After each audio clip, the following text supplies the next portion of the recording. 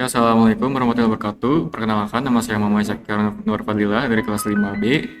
Jadi saya di sini dan teman saya membuat aplikasi pencatat keuangan yang namanya Budgetin. Jadi aplikasi ini tuh untuk mengelola keuangan pribadi yang memiliki fitur utama ada mencatat pemasukan atau pengeluaran, melacak tagihan, memantau saldo, dan menganalisis pengeluaran.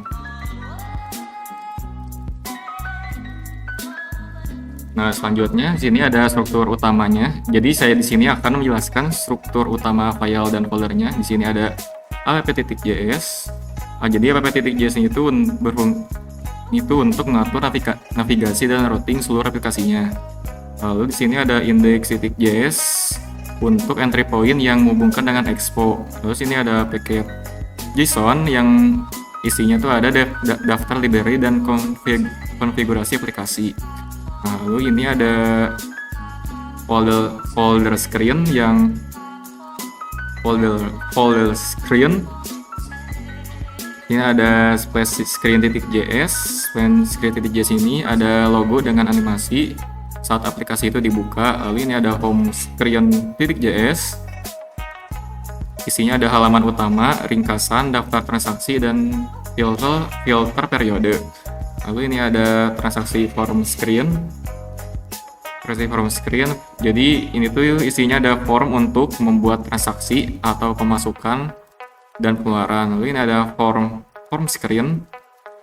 Isi form untuk mengelola tagihan. Lalu di sini ada detail screen. Ada halaman statistik dan detail keuangan.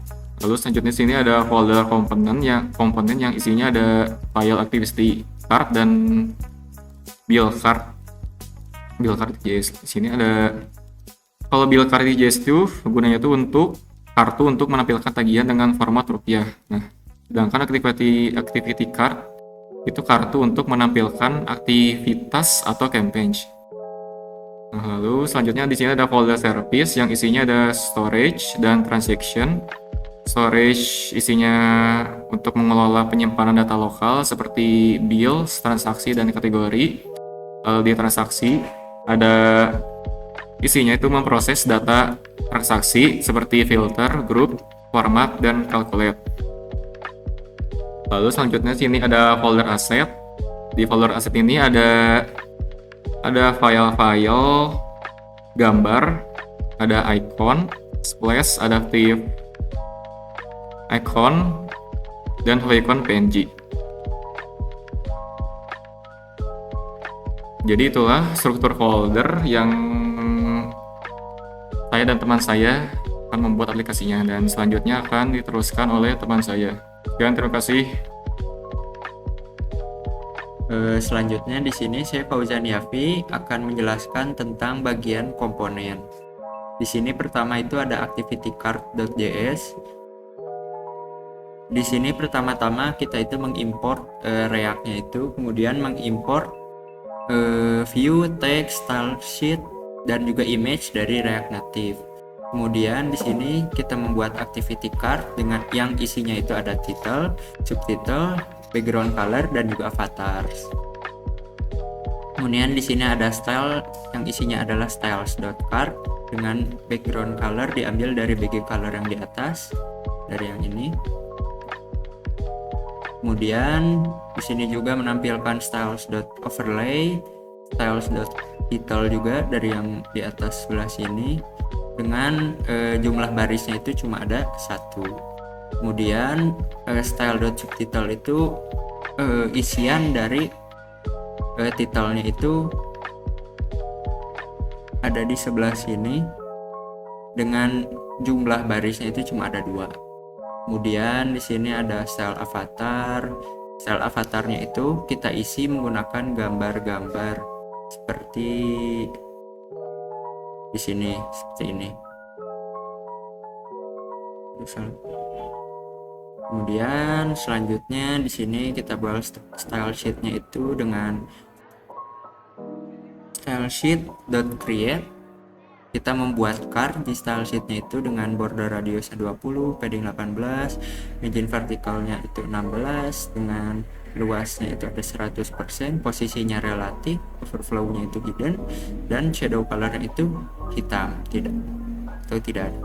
Kemudian shadow offsetnya itu ada luasnya itu ada 6 dan tingginya itu ada luasnya 0, tingginya 6. Kemudian ada opacity dengan 0,12, shadow radiusnya itu 10 dan elevationnya itu 4.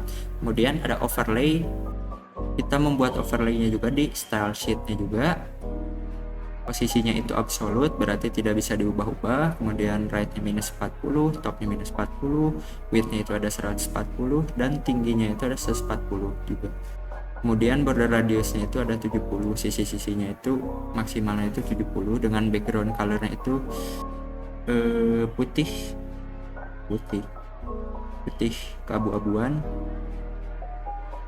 Kemudian di sini ada untuk warna font dari title dan subtitlenya itu ada warna putih dan ukurannya itu berbeda-beda. Ada 16, ada 16, ada 12. Margin topnya yang subtitle itu 6. Kemudian untuk avatarnya itu luasnya itu ada 34 dan tingginya itu 34, jadi 34 kali 34 pixel. Ini ukuran avatarnya itu pasti 34 pixel. Kemudian border colornya itu white biar tidak terlihat karena kita menggunakan cardnya juga itu warna putih dari sini. Kemudian kita export sebagai activity card. Kemudian selanjutnya di bagian komponen ada juga build card. Sama seperti activity card, kita import dulu dari React, kemudian import lagi view, text, style sheet. Nah, yang beda dari sini ada touchable opacity. Kita buat dulu build cardnya yang isinya itu ada date, title, amount, background color, on press dan on delete. Jadi selanjutnya ada handle delete. Kalau dihapus itu akan nge-stop propagation. Jadi if on delete nya itu berapa? 0, berarti hapus. Kemudian selanjutnya itu ada format amount. Kemudian ada apa lagi nih?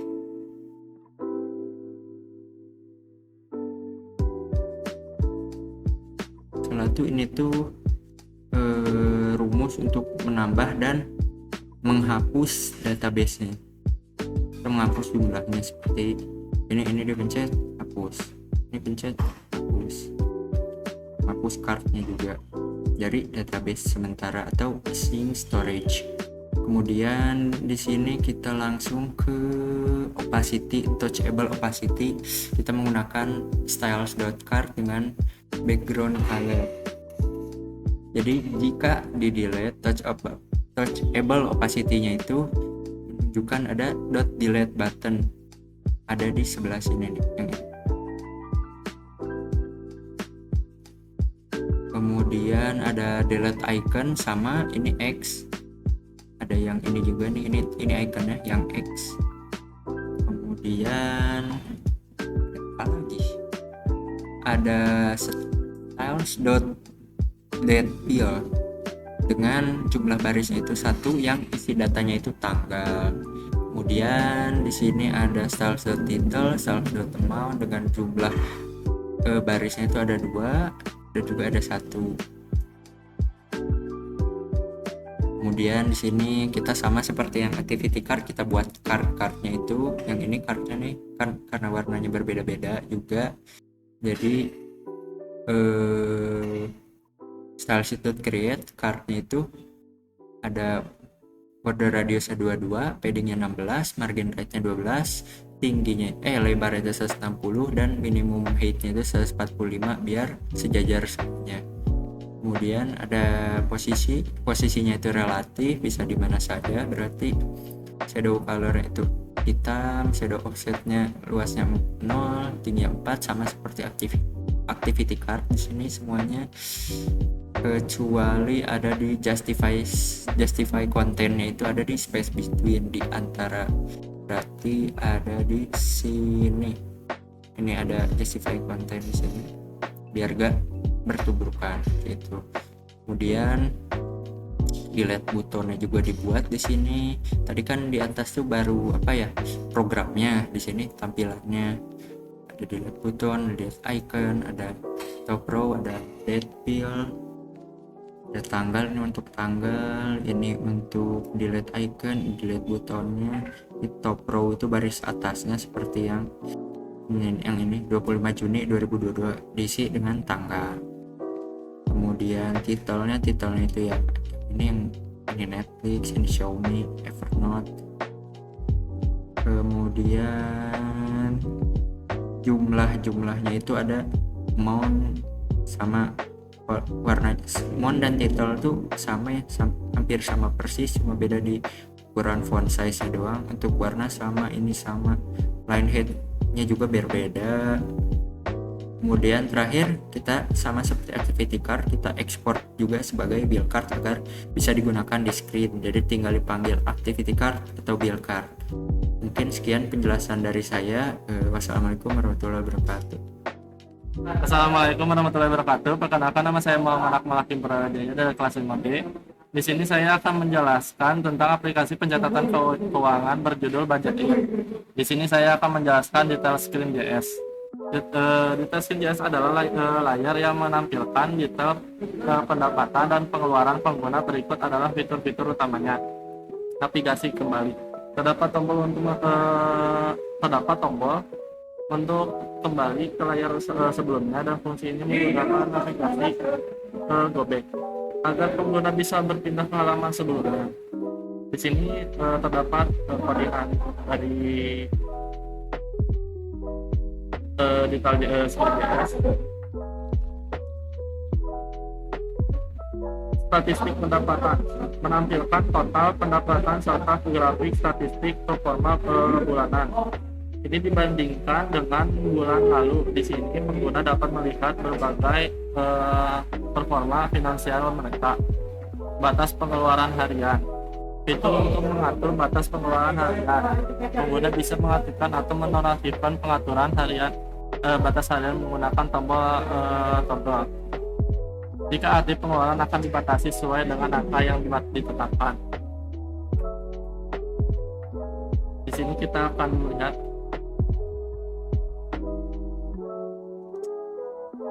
di sini ada pemasukan, pengeluaran, dan juga saldo. Dan juga di sini ada tagihan mendatang. Jika misalnya kita akan schedule tagihan yang akan datang, jadi bisa melihat apa saja yang akan dibayar nanti. Pendapatan dan pengeluaran memperlihatkan rincian pendapatan dan pengeluaran dengan menggunakan simbol jumlah yang jelas agar pengguna bisa dengan mudah memantau keuangan mereka, ya seperti ini. Contohnya pemasukan, pengeluaran, dan saldo. Kelebihan.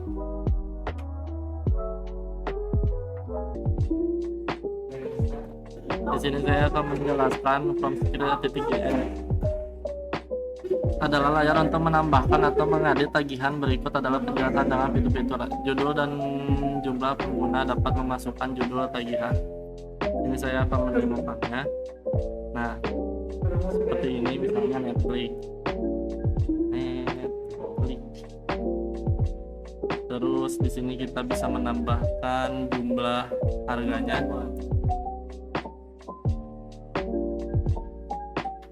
Dan juga tanggalnya.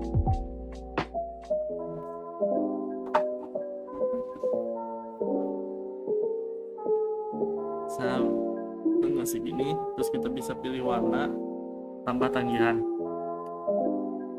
Tanggal terdapat pilihan untuk memilih tanggal tagihan. Pengguna dapat memilih tanggal dan hari atau kemarin, atau memilih tanggal lain dari daftar yang disediakan. Pemilihan warna. Pengguna dapat memilih warna untuk tagihan mereka, memudahkan visualisasi dan daftar tagihan. Modal konfirmasi. Jika pengguna ingin menghapus tagihan yang telah dibuat sebelumnya, ada tombol untuk mengkonfirmasi penghapusan. Simpan dan hapus. Pengguna dapat menyimpan dan tagihan baru atau mengedit tagihan yang sudah ada serta menghapus tagihan jika diperlukan. Jika sudah dibayar, kita bisa menghapusnya di sini. ataupun bisa mengeditnya seperti ini. Misalnya ini untuk musik.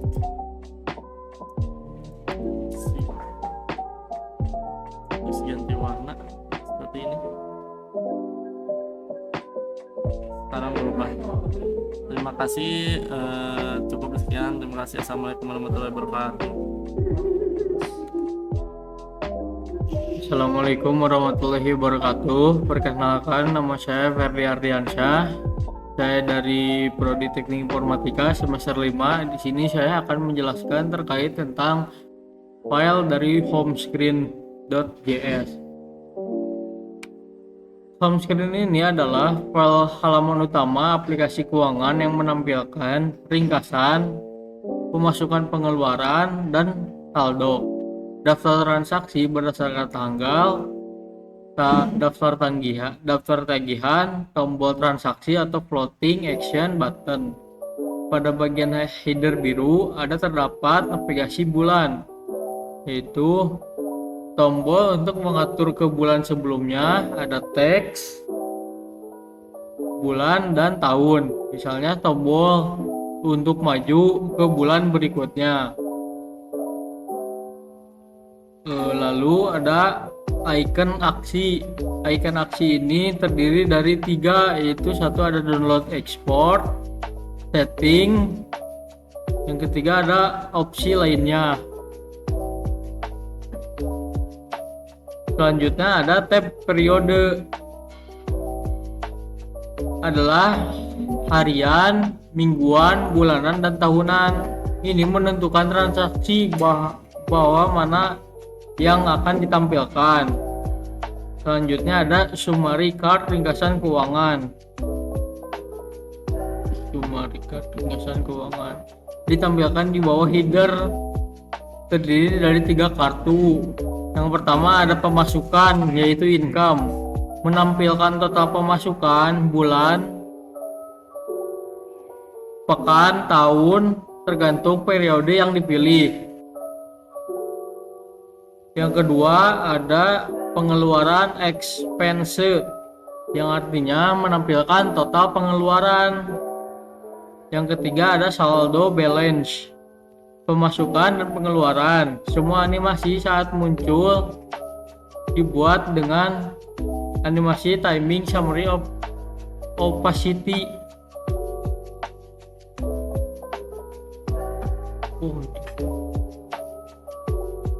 Pakai animasi yang ini. Lalu selanjutnya ada transaksi. Lingkaran tiap, misal 15, fill informasi tanggal 15 Januari 15 Januari sampai Senin. Pemasukan atau pengeluaran harian. Selanjutnya ada lalu list transaksi. Setiap transaksi punya ikonnya masing-masing, yaitu ada emoji icon, judul kategori, deskripsi transaksi, nominal, warna hijau atau pemasukan, merah untuk pengeluaran atau minus. Contoh kodenya seperti ini.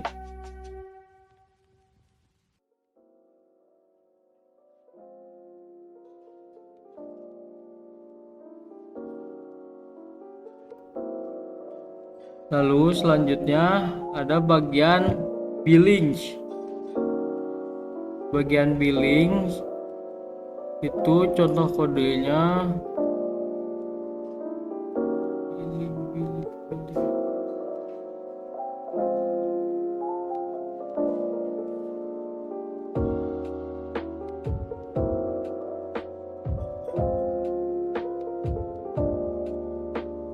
Nah, seperti ini. Selanjutnya ada FAB floating action button, tombol bulat hijau.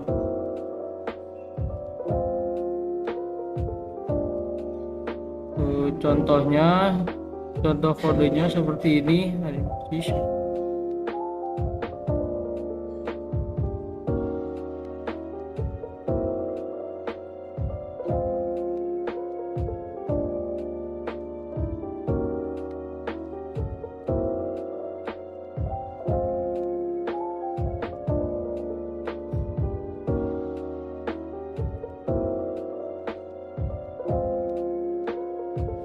Nah, seperti ini. Lalu ada pengelolaan data backend logic pada front end, yaitu ada billing tagihan, get bill, add bill, update bill, delete bill. Selanjutnya ada transaction, get transaction, group transaction by period, filter transaction by period, group transaction by day, sum earning digabung agar bisa menampilkan total pemasukan harian, total pemasukan bulanan, total pemasukan harian, rekap bulanan. Terus yang terakhir ada perubahan bulan atau filter periode, yang dimana periode tampilan harian, mingguan, bulanan, tahunan bisa melalui navigasi bulan.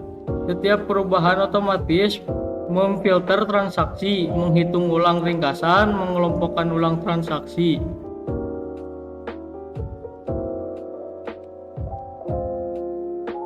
Kesimpulannya, home screen ini berfungsi untuk sebagai dashboard utama. Mungkin segitu aja presentasi dari home screen saya. Selanjutnya mungkin ke bagian splash screen. Untuk tampilan home screen-nya seperti ini. Ada bulan dan tahun, lalu ada button download, button setting, dan titik 3.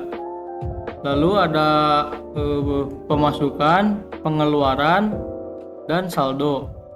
Di sini kita juga bisa melihat riwayat pengeluaran. Lalu kita bisa menambahkan tagihan yang baru. Contohnya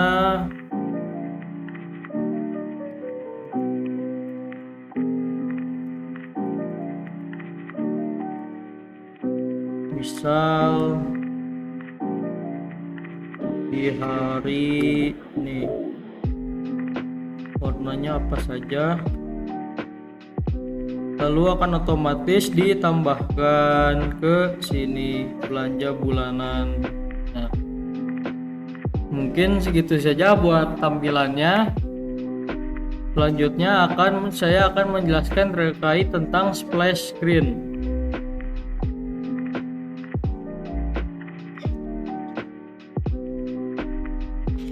Selanjutnya di sini saya akan menjelaskan terkait splashscreen.js, yaitu splash screen adalah halaman pembuka yang muncul beberapa detik saat aplikasi pertama kali dijalankan. Biasanya digunakan untuk menampilkan logo, memberi kesan profesional, mengisi waktu sambil membuat data awal dan aplikasi. Kode awal yang kamu buat adalah splash screen animasi modern dengan mengendalikan opisi dan ini kode untuk fade anim, mengendalikan opacity, transparansi ini. Lalu buat scale anim, gunanya itu mengendalikan skala besar, kecil, dan logo. Nilai awalnya opacity-nya 0, logonya tidak terlihat, scale-nya 0,8, logo sedikit mengecil. Lalu selanjutnya ada use effect, animasi saat layar muncul, dan ini kodenya untuk aplikasi untuk kode tersebut. Selanjutnya ada fade in.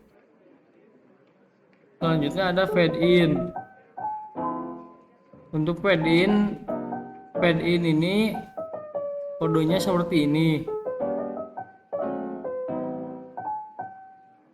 Lalu ada scale bounds, springs. Untuk kodenya seperti ini. Selanjutnya ada timer untuk perpindahan halaman. Untuk contoh kodenya seperti ini. Untuk UI render atau logo budgetin, untuk kodenya seperti ini. Ya mungkin karena kodenya cuman begitu sedikit, lalu selanjutnya saya akan mendemokan aplikasinya tersebut. Ini untuk tampilan awal saat aplikasi ketika dibuka. Coba ulang. Nah, ini tampilan awal. Jadi ada animasi pop up-nya, ada nama budgetinnya juga.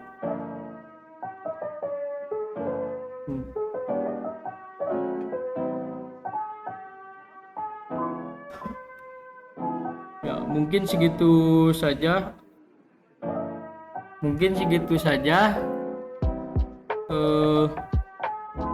Penjelasan terkait splash screen tersebut. Selanjutnya saya akan menjelaskan terkait transaction from screen.js. Selanjutnya saya akan menjelaskan terkait transaction from screen.js, yaitu adalah halaman yang digunakan untuk membuat transaksi baru dalam aplikasi pencatatan keuangan. Halaman ini memungkinkan pengguna mencatat dua jenis transaksi, yaitu pengeluaran expense dan pemasukan income. Ketika di layar dimuat, aplikasi terlebih dahulu mengambil data kategori yang tersimpan di penyimpanan lokal menggunakan get categories. Jika data kategori belum ada, aplikasi akan menyimpan kategori default untuk kedua jenis transaksi. Selain itu, saat halaman pertama kali tampil, terdapat animasi masuk berupa efek fade in dan pergerakan dari bawah menggunakan animasi timing dan animasi paralel, sehingga tampilan from lebih halus dan modern. Terdapat dua tab utama yang memungkinkan pengguna untuk memilih transaksi. Pemilihan tab ini tidak hanya mengubah tampilan visual tab, tetapi juga mengatur ulang kategori dan memastikan animasi skala berjalan ketika user mengganti tipe transaksi. Setelah itu, pengguna dapat mengisi berbagai field seperti tanggal kategori, jumlah uang, dan deskripsi. Field tanggal menggunakan moda pilihan yang berisi daftar tanggal sampai 180 hari ke belakang dan 30 hari ke depan. Sedangkan field kategori juga menggunakan modal yang menampilkan kategori berdasarkan jenis transaksi yang dipilih. Jumlah uang yang diinput akan diinformat otomatis menjadi format ribuan. Untuk memudahkan pembacaan, dan field deskripsi disediakan untuk menuliskan keterangan tambahan. Setelah pengguna dilengkapi semua data, tombol simpan akan menjalankan validasi untuk memastikan semua field telah diisi dengan benar. Jika ada kolom yang kosong atau kolom atau jumlah tidak valid, aplikasi menampilkan pesan kesalahan.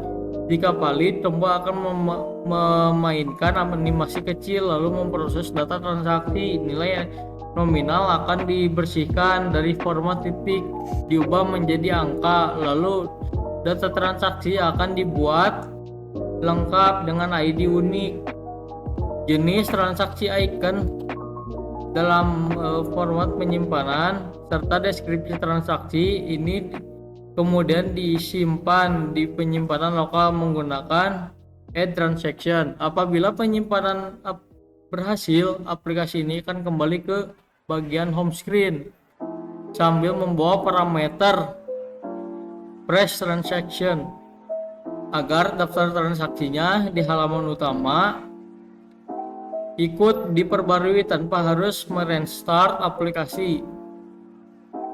Selain itu, layar ini juga dilengkapi modal interaktif untuk memilih tanggal kategori, sehingga pengalaman pengguna lebih mudah dan intuitif. Animasi tambahan seperti efek tekanan pada tab dan tombol disimpan memberikan nuansa aplikasi yang lebih hidup secara keseluruhan. Transaction from screen berfungsi sebagai pusat input transaksi dengan sistem validasi, penyimpanan animasi, dan interaksi yang lengkap untuk memastikan pengguna dapat mencatat transaksi dengan cepat, rapi, dan nyaman. Mungkin segitu saja penjelasannya. Mari kita demokan aplikasi tersebut ke bagian transaction from screen.js. Dan ini tampilan transaksinya. Kita bisa memilih pengeluaran atau pemasukan. Di sini saya akan memasukkan jumlah uang atau kategori, yaitu misal belanja pada tanggal segini dan jumlahnya gitu.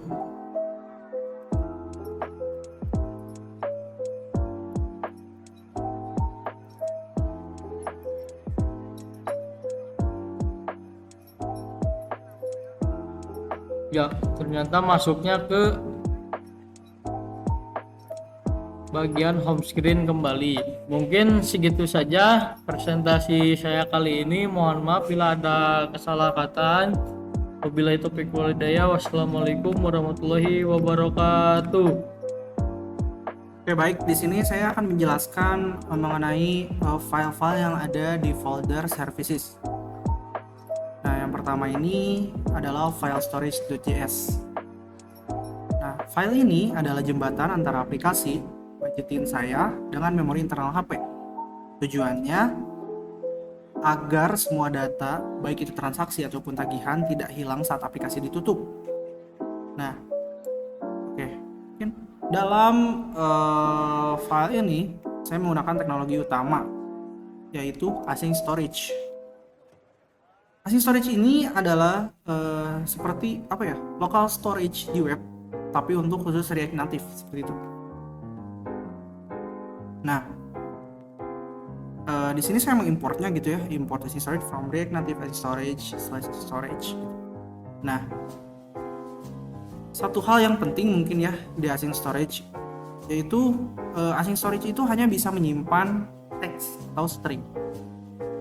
Nah, namun nih, karena data saya berbentuk array, saya harus melakukan dua hal. Yang pertama itu ada ini, JSON.string file. Nah, JSON.string file ini, jadi ketika saya menyimpan data, saya ubah dulu array-nya menjadi teks seperti itu. Jadi total jumlah uangnya gitu ya, misalnya karena aplikasi saya yang budgetin gitu, kita ubah dulu menjadi array. Mengubah dulu array menjadi teks. Gitu. Nah, yang kedua, saya juga menggunakan JSON parse. Ini. Nah, saat mengambil data, saya ubah kembali teks itu jadi array agar bisa dipakai seperti itu. Nah, untuk menjaga kode tetap rapi, saya mengelompokkan fungsi-fungsi berdasarkan 3 kategori data. Yang pertama itu ada transaction, bills, dan kategori. Nah, setiap kategori ini memiliki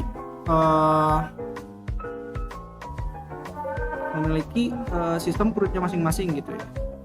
Atau yang kita ketahui itu create, read, update, dan delete seperti itu. Nah, jadi kita bagi menjadi ke dalam 3. Pertama ini ada bills, terus ada transaction, terus juga ada kategori gitu. Nah, mungkin yang pertama itu dari setiap kategori ini muncul identifier yang sama, yaitu yang kita kenal sebagai CRUD gitu ya. Pertama itu ada create atau tambah gitu ya. Ini adalah fungsi dari misalnya ketika kita menambah, kita menggunakan akan di replace dari sini, add transaction, misal add transaction gitu, ataupun yang tadi ada add bills, bisa add bill gitu ya, kita juga. Nah, cara kerjanya itu yaitu ketika kita ambil data lama, push data baru ke dalamnya, lalu simpan kembali. Nah, yang kedua dari CRUD itu ada read ya. Ini adalah fungsi dari ini nih, get bills bisa, ataupun get transaction gitu ya.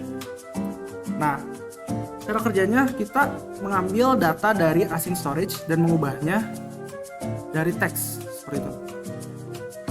Yang tadi dari teks kan, karena tadi kita udah ubah dari array ke teks, terus kita ubah lagi ke teks ke array, dari array ke teks lagi gitu menggunakan JSON parse yang tadi ini, JSON parse ini. Nah, selanjutnya ada update. Ini adalah fungsi dari fungsinya gitu, kita gunakan itu di update build ataupun di yang lain-lainnya pun sama ya, di transaction, kategoris sama gitu.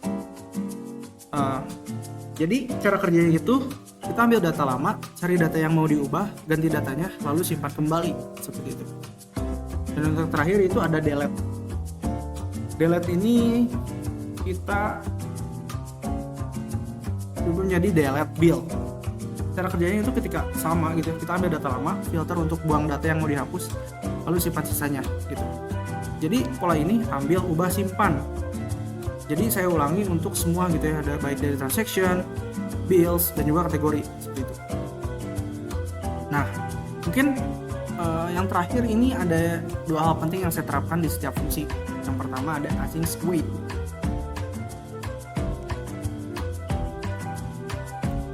Async wait.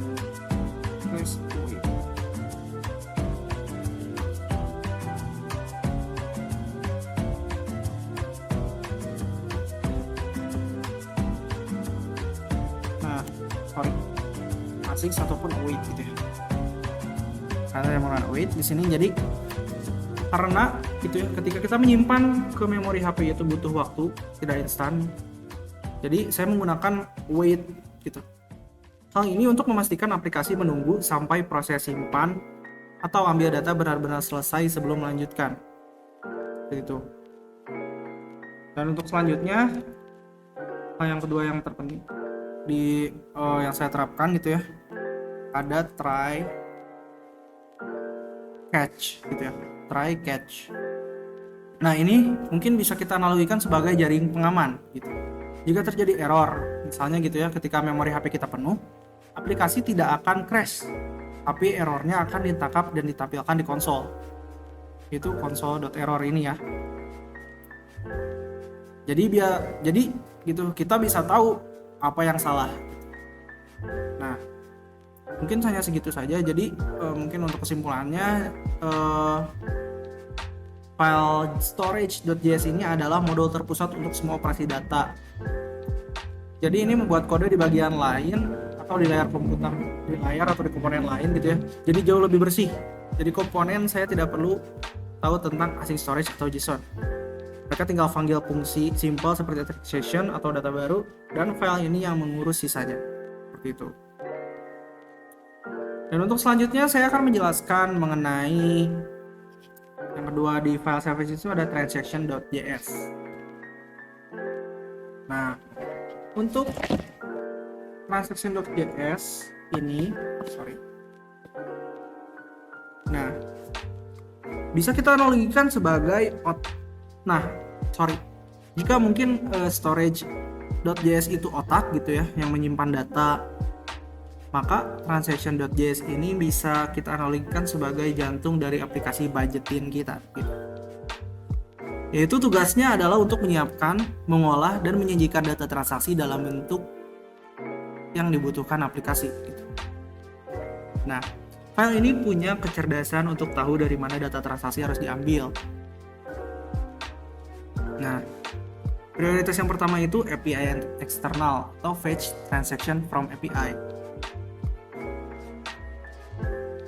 Yang ini ya, API internal, fetch transaction from API.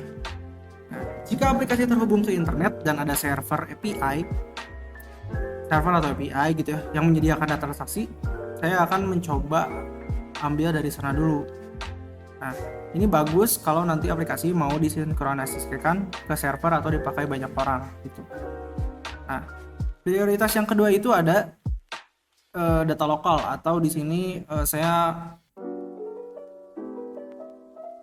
menjadi get storage Kita cari get stored transaction, sorry. Nah, jadi kalau API-nya tidak ada atau gagal, saya akan ambil data transaksi yang sudah tersimpan di memori HP atau dari file storage.ts tadi. Nah, untuk prioritas yang ketiga ini ada mungkin data palsu atau get mock transaction.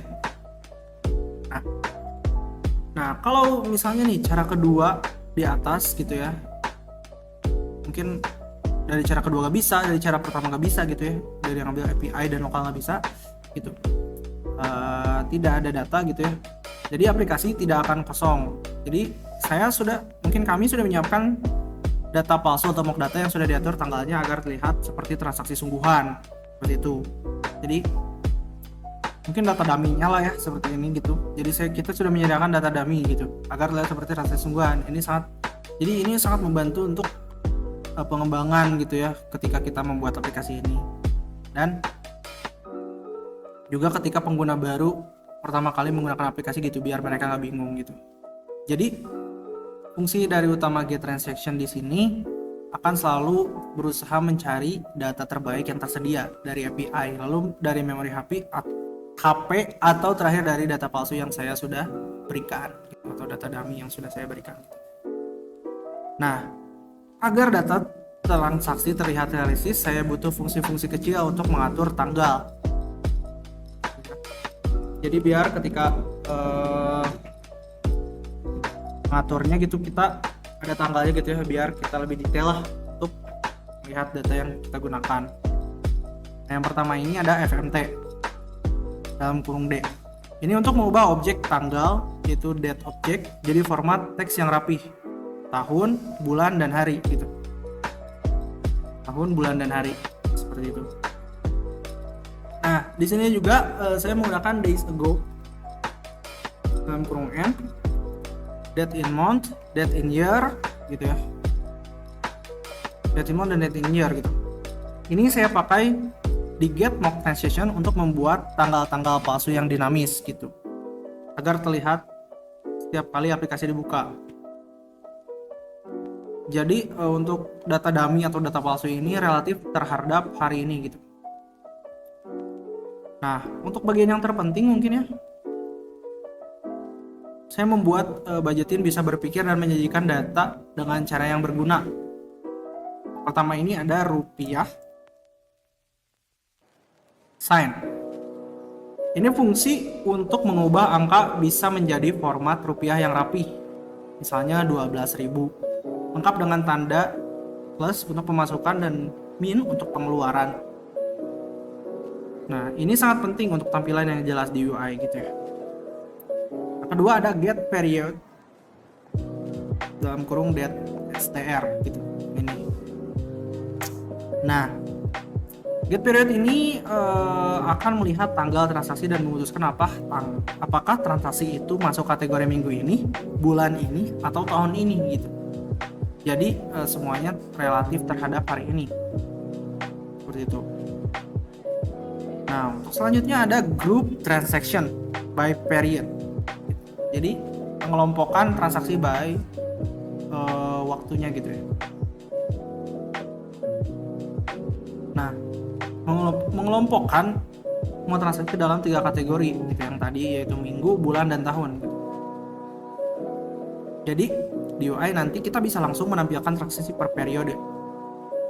Selanjutnya ada sum earnings dalam kurung transaction gitu, sum earning transaction. Nah, ini adalah otak penghitung pendapatan dan pengeluaran. Fungsi ini akan menghitung total pemasukan, total pengeluaran, dan selisihnya dari sebuah pendaftaran transaksi. Jadi ketika kita menambah gitu ya, fungsi ini gitu sebagai otaknya gitu, ketika misalnya kita nambahin uang, jadi fungsinya ngejumlahinnya. Nah, selanjutnya ada ini masih sama seperti yang tadi sebenarnya, group transaction by day gitu, jadi pengelompokan transaksi per hari gitu. Dan untuk selanjutnya ada file transaction by period. Nah, bukan file tapi filter, saya salah baca. Nah, Ini mirip seperti group transaction by period, tapi tujuannya untuk menyaring transaksi. Misalnya, kalau kita hanya mau melihat transaksi untuk hari ini atau bulan ini saja, seperti itu. Jadi untuk filter lah ya. Selanjutnya ada group transaction by day yang tadi saya sudah jelaskan mungkin. Dan ada format date display. Nah ini format date display.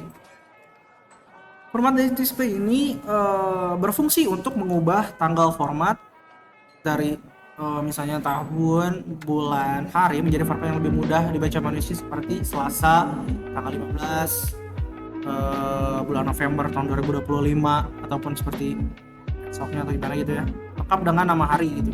Jadi agar tampilan dari UI-nya itu ramah untuk pengguna gitu. Nah, mungkin hanya segitu saja yang saya bisa jelaskan untuk mengenai file transaction.js ini. Jadi, file transaction.js ini adalah inti kecerdasan aplikasi. Ia tidak hanya menyediakan data transaksi dari berbagai sumber, tapi juga mengolah data dan mempersiapkannya agar aplikasi budgeting yang kita buat bisa menampilkan informasi keuangan yang relevan, terkelompok, dan mudah dibaca oleh pengguna. Nah, ini membuat aplikasi kita terlihat cerdas dan membantu dalam ketika kita melakukan budgeting. Gitu.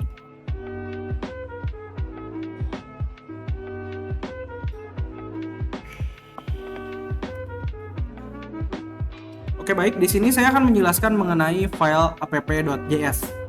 Nah, file app.js ini adalah pintu gerbang utama atau manajer navigasi untuk seluruh aplikasi budgeting. Semua yang pengguna lihat dan bagaimana mereka berpindah layar diatur di sini gitu. Nah, hal yang pertama saya lakukan di app.js adalah mengatur splash screen. Ini ya. Nah, saya menggunakan state bernama isLoading yang awalnya saya set true. IsLoading ini yang awalnya saya set true. Selama isLoading masih true, sampai aplikasi hanya akan menampilkan komponen splash screen. Lalu saya mengirim proofs bernama onFinish ke splash screen. Ini adalah kunci agar splash screen bisa memberitahu app.js kalau animasinya sudah selesai. Nah, ketika splash screen selesai, ini akan memanggil handSplashFinish yang mengubah isLoading menjadi false. Jadi, untuk sederhananya mungkin ya, selama isLoading benar, tunjukkan splash screen. Begitu selesai, isLoading menjadi salah dan aplikasi utama baru muncul. Nah, setelah splash screen selesai, bagian inilah yang mengambil alih, yaitu ini adalah peta dari aplikasi saya. Yang pertama itu ada navigation container. Nah, ini adalah pembungkus gitu ya, navigation container ini wajib dari React Navigation. Semua navigasi harus ada di dalamnya gitu. Pertama itu ada stack navigator. Nah, stack navigator ini adalah inti dari navigasi. Saya menulis stack tumpukan, yang berarti setiap layar baru akan menumpuk di atas layar sebelumnya. Gitu. Nah, jadi ada initial root name home, gitu yang ini. Nah, ini memberitahu navigator bahwa layar pertama yang harus muncul adalah home. Lalu ada screen option either shown false. Ini adalah aturan global yang saya nonaktifkan, header bawaan di semua layar karena saya ingin membuat header custom saya sendiri di tiap layar, seperti itu. Lalu terakhir, di dalam stack navigator saya mendaftarkan semua layar yang ada dalam aplikasi saya. Jadi setiap stack screen menghubungkan sebuah nama name, yaitu dari nama panggilan, misalnya details atau home gitu ya, atau form atau transaction form gitu, dengan sebuah komponen file layar. Misalnya ini ada home screen, detail screen, form screen, transaction form screen gitu. Jadi ini memungkinkan saya berpindah layar dengan mudah dari mana saja, hanya dengan memanggil nama layarnya. Seperti itu. Jadi untuk file app.js ini bertugas mengatur alur aplikasi dari awal menampilkan splash screen hingga akhir mengatur semua perpindahan antar layar utama. Ini adalah pusat kendali dari seluruh aplikasi. Terima kasih.